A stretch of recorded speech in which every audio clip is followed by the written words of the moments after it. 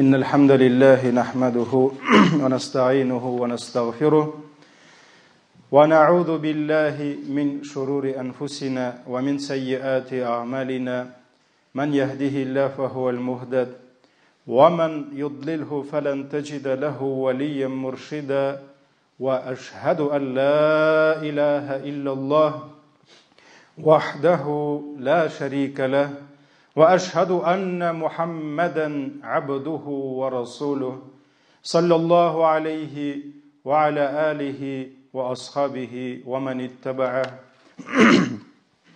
Барша ғаламларны юқтан бар қылып, бізні өзінің игі-шигі болмаған сый-хөрмәтләрендә, киң-киң ниғмәтләрендә яшатучы Раббыбыз Аллаһ Тәгаләгә мең-мең шөкерләребез, мақтау ва улуғлауларыбыз, хәмд ва сәнәләребез булсын.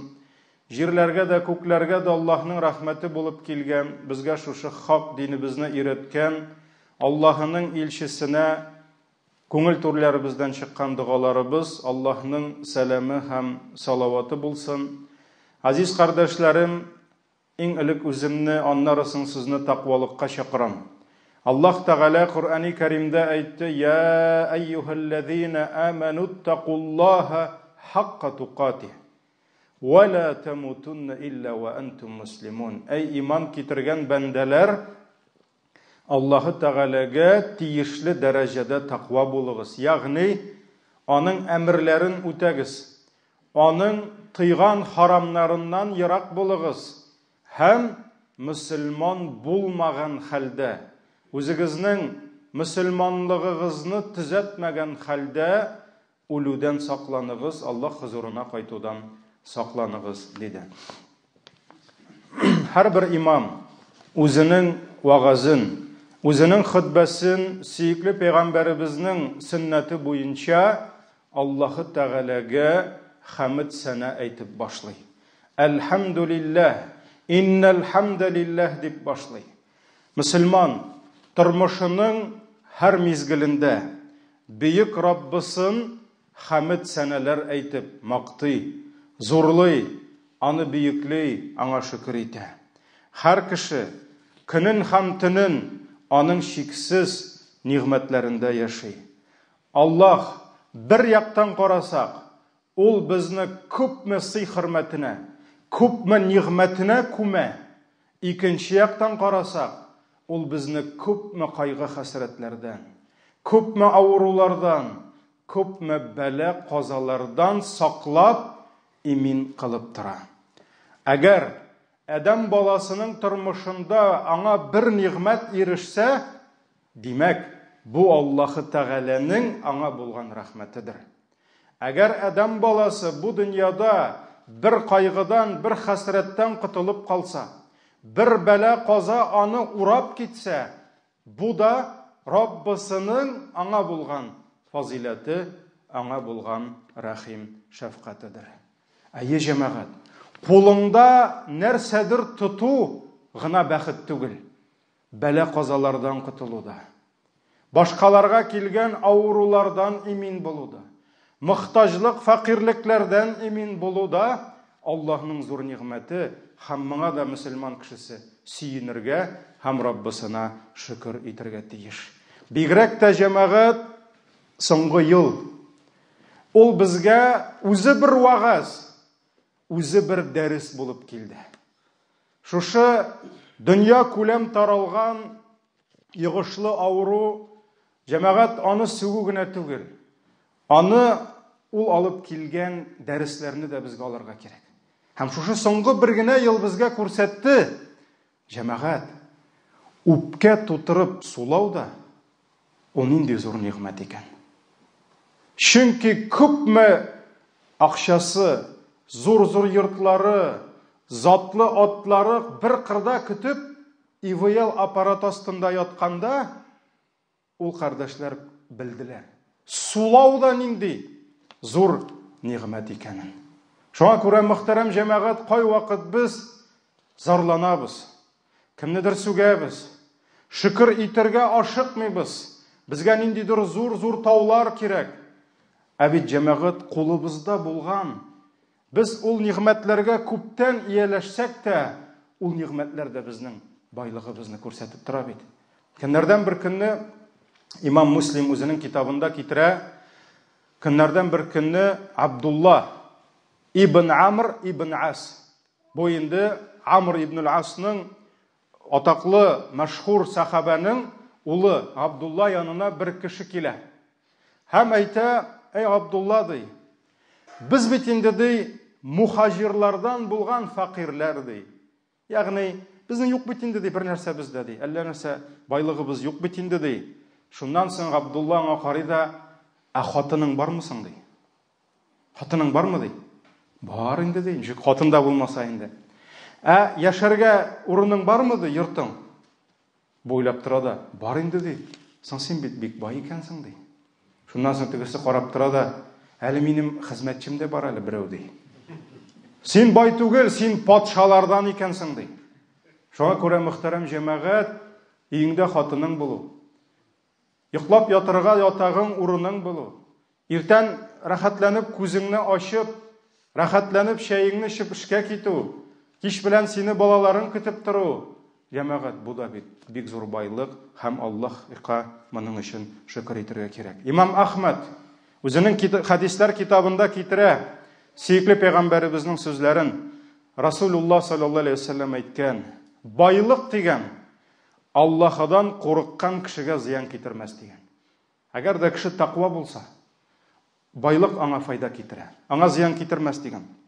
Әмма Аллаһыдан куркучы кеше өчен саулык байлыктан хәерлерәк дигән. Ягъни сәламәт булуың мөселман өчен хәерлерәк бай булуга карый. Мал мөлкәтең күп булуга карый. Һәм җан тынычлыгы Аллаһның фазилаты һәм нигъмәтедер ди. Ягъни җан тынычлыгы да Аллаһның биргән фазилаты һәм нигъмәтедер ди. Шуңа күрә, газиз кардәшләрем, иман иясе һәр даим Аллаһның аңа биргән нигъмәтләрен күреп, шуларга шөкер итәргә тиеш. Аллаһның аны күпме бәла-казадан, күпме хәсрәттән саклап килгәнен белеп, Аллаһыга хәмд сәна, мактау, улуглаулар әйтергә тиеш. Һәм бүген сөекле пәйгамбәребезнең саллаллаһу алейхи ва саллям безне хәмд сәнәгә, шөкергә чакырган берничә урынын гына искә төшереп китәсем килә. Шуларның берсе, мөхтәрәм җәмәгать, ул безнең тормышта иң еш кулланыла торган нигъмәт, ул да булса ашау һәм эчү нигъмәте. Әлхәмдүлилләһ. Хәтта социализм чорларында, атеизм чорларында да татар халкында ул инде шөкер итү дип кирмәгән, амин туту дип кергән. Бисмилла әйтеп башласалар ризыкны, ахырдан амин туту дигән әйбер ул сакланган. Һәм әлхәмдүлилләһ, әбиләр, бабайлар әллә нинди динсезлек чорларын үтсәләр дә, аларның кичкенәдән әби бабайлары йөрәкләренә сеңдергән. Менә ничек без өйрәттеләр, ашап туйгач, әти рәхмәт, әни рәхмәт дип әйтергә. Шуның кебек Раббыңа рәхмәт әйтү ул кергән. Һәм ул булырга тиеш. Аллаһ Тәгалә Коръәни Кәримдә Бакара сүрәсендә әйтә: "Я айюһаллазина аману", эй иман китергән бәндәләр, "Кулу мин таййибати ма разакнакум", ди. Без сезгә биргән, ризык кылган хәерле, яхшы ризыклардан ашагыз ди. Ин кунтум вашкуру лиллаһи ди. Һәм Аллаһка шөкер итегез, әгәр ин кунтум ияһу тагбудун, әгәр дә Аллаһка гыйбадат кылучылар булсагыз ди. Муаз ибн Анас тапшырган хадистә Пәйгамбәрбез саллаллаһу алейхи ва саллям әйткән: "Кем Аллаһ биргән ризыкларны ашаганнан соң шушы сүзләрне әйтсә: Әлхәмдүлиллаһилләзи ат'амани һаза ат-та'ама ва разақаниһи мин гайри хаулин минни ва ла кува", моның мәгънәсе әлхәмдүлиллаһ.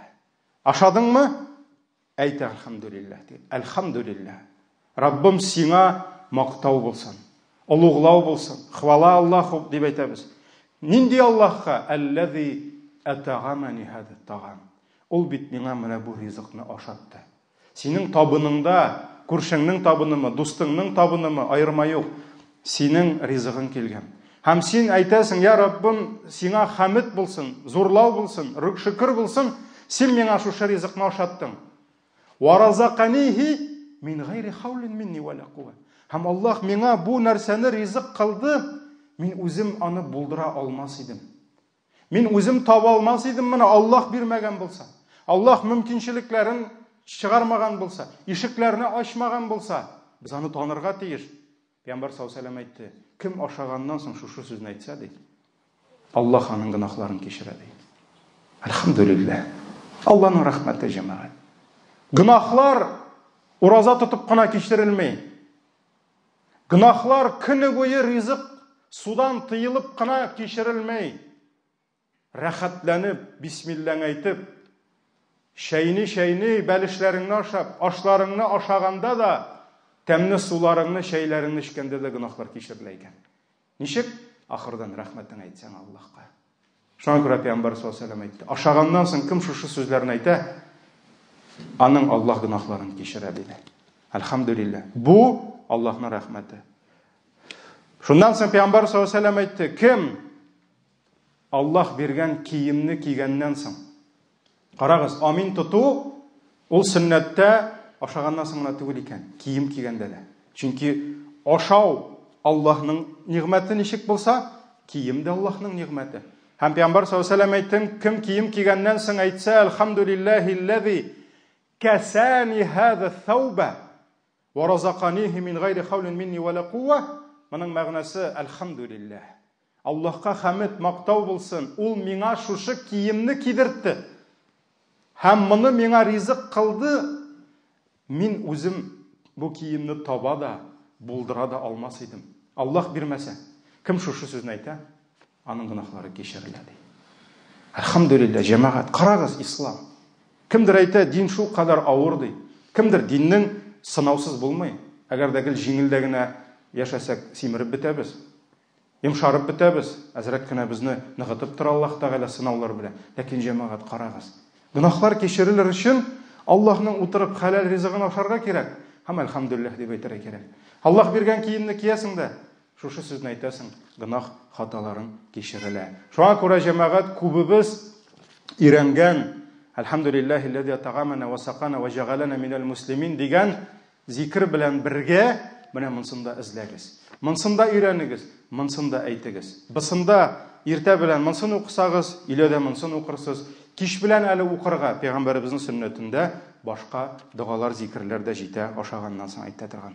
Шуларның берсе Абдуррахман ибн Джубайр тапшырган хадистә Пәйгамбәребез саллаллаһу алейһи ва сәллям ашар алдыннан бисмиллаһ дип әйтә иде ди. Ашаганнан соң шушы сүзләрне әйтте ди: "Аллаһумма ат'амта ва асқайта ва агhnayta ва aqnayta ва hadayta ва ijtabayta ва ahyayta" дип килә икенче бер җирдә. "Фалакал хамду ала ма агhtayta." Бу хадис Имам Ахмад, Имам Ан-Насаи риваятләрендә килә. Моның мәгънәсе: ашаганнан соң Пәйгамбәр саллаллаһу алейһи ва сәллям чакырды. Нәрсә дип әйтте? "Я Аллаһ, ат'амта, син мине ашаттың. Ва асқайта, син мине эчерттең. Кем биргән ризыкны ашадың? Кем биргән суны эчтең? Ва агhnayta, син мине мохтаҗлыктан коткардың. Ты избавил меня от нужды. Хәерчелектән, факирлектән коткардың. Ләкин алай гына түгел. Ва aqnayta, юк әле син мине мохтаҗлыктан коткарганы түгел, син миңа күбрәк биреп, мине канәгатьләндердең" ди. Мин шул кадәр риза ди. Ва aqnayta ва hadayta, һәм син мине туры юлдан алып барасың. Ва ahyayta, син мине терелттең. Син мине терелттең. Фалакал хамду ала ма агhtayta, һәм сиңа хәмд, мактау булсын миңа биргәннәрең өчен. Менә шушы сүзләрне Пәйгамбәр саллаллаһу алейһи ва сәллям ашаганнан соң әйтә торган булган. Шулай ук җәмәгать, гомумән Аллаһның илчесе саллаллаһу алейһи ва сәллям үз тормышында берәр нигъмәткә ирешсә, Аллаһка шөкер иткән. Әгәр Аллаһ аны нәрсәдәндер саклап калуын, коткаруын күрсә, шулай ук Аллаһка шөкер иткән. Имам Муслим җыентыгында килә. Абу Хурайра радиллаһу анһу тапшыра, Исра төнендә, Исра һәм Мигъраҗны беләбез. Исра төнендә сөекле Пәйгамбәребезнең каршына 2 савыт куялар. 2 савыт китереп куялар. Берсендә Абу Хурайра әйтә, шәрап иде ди. Шәрап вино була. Татарча шәрап. Икенчесендә сөт иде ди. Беләбез, шәрап харам, сөт халал. Аллаһның илчесе шулар арасыннан берне сайларга тиеш була. Шуннан соң пәйгамбәребез сөтне кабул итә. Сөтне сайлый. Шул вакыт Җабраил, моны күреп торган Җабраил фәрештә, "Әлхамдулиллаһ" дип әйтә. Әлхамдулиллаһ, Аллаһ сине фитри иманга күндерде ди. Ягъни фитри, Аллаһ йөрәккә фитри иман бирә, һәм аның фитри иманы сөтне сайлата. Әгәр син хәмерне сайлаган булсаң, синең өммәтең адашкан булыр иде дип әйтә. Менә монда җәмәгать Аллаһ бер әйбердән саклады, икенче әйберне бирде. Ягъни хәмердән саклады, сөтне бирде. Сөт нигъмәт, хәмер бәла. Ул хәсрәт, ул кайгы. Шуңа күрә Җабраил нәрсә диде? Әлхамдулиллаһ дип әйтте. Шуңа күрә Аллаһ сиңа бирдеме? Әлхамдулиллаһ. Сине коткардымы? Күршең авырды, ә син авырмадың. Монда янгын чыкты, ә сиңа янгын килмәде. Ул юл фаҗигасына эләккән, син дә шул ук юлда барасың. Бәлки аннан катыракта чапкансыңдыр. Аллаһ сине саклады. Әлхамдулиллаһ дип әйт. Бу Имам Муслим җыентыгындагы хадистә килә. Һәм шулай ук Абу Хурайра радиллаһу анһу әйтә, Пәйгамбәр саллаллаһу алейһи ва сәллям әйтте ди, әгәр кеше бәлагә тарыган бер кешене күрсә, мәсәлән, бер кардәшең авырып ята. Син ишеттең, ул авырып ята. Ул урын өстендә. Аның хәле авыр. Шушыны күргәч, Пәйгамбәр саллаллаһу алейһи ва сәллям әйтә, әгәр ул әйтсә ди, "Әлхамдулиллаһ. Аллаһ мине ул төшкән бәладән саклады. Аллаһ мине ул сынаудан саклады һәм мине бик күп мәхлукларыннан өстен кылды. Күпме кешегә ул бәла килә, ә сиңа килмәде." Шулай дип әйтсә, ул бәла аңа килмәс диде. Ул бәла аңа килмәс диде. Шуңа күрә дәрес җәмәгать кардәшләргә килгән, башка кешеләргә килгән бәләдә безгә зур дәрес. Безгә Аллаһка шөкр итәргә, хәмд әйтергә сәбәп булып тора. Һәм гомумән Айша радиллаһу анха әйтүенчә, Аллаһның илчесе әгәр дә бер сөенечле әйбергә ирешсә, нәрсә дип әйтә иде? "Әлхамдулиллаһилләзи би ниъматиһи татиммус салихат." Аллаһның әлхамдулиллаһ, Аллаһның ярдәме, рәхмәте белән хәерле эшләр була. Ниндидер ниғмәткә иреште, Аллаһның рәхмәте белән хәерле эшләр була. Әгәр дә сөекле пәйгамбәребезгә аны борчый торган әйбер килсә, ягъни ниндидер күңелсез хәл булса, Пәйгамбәр саллаллаһу алейһи ва сәллям нәрсә дигән? Оф, ай, юк. Пәйгамбәр саллаллаһу алейһи ва сәллям әйткән: "Әлхамдулиллаһи аля кулли хәл" дигән. Нинди генә хәл булса да, Аллаһка хәмд булсын дигән. Шуңа күрә бу Ибн Маҗа Хаким риваятларында килгән хадис. Шуңа күрә мөхтәрәм җәмәгать, һәрбер эштә Аллаһка шөкр булсын. Һәрбер эштә Аллаһка хәмд булсын. Раббым безне Аллаһыга шөкр итүче, аңа хәмд сана әйтүче, аны зурлаучы, аны биекләүче затлардан калса иде. Баракаллаһу лана ва лакум фил Qur'анил азим ва нафa'ана бил аяти ва зикрил хаким. Иннаху хувал гафурур рахим.